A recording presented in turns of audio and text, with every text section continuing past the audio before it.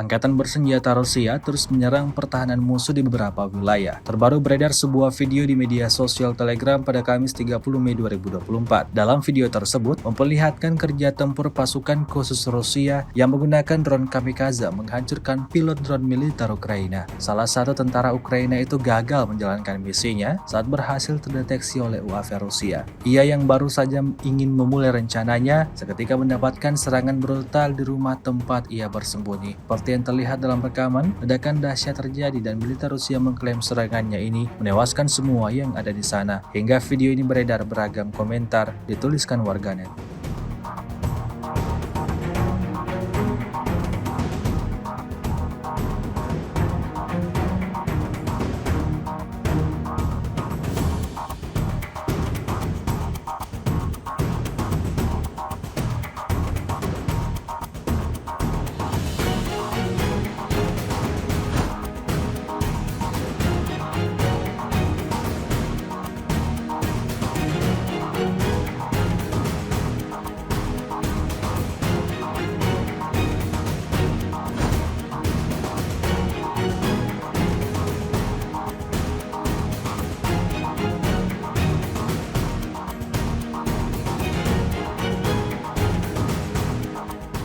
Download Tribun X sekarang, menghadirkan lokal menjadi Indonesia.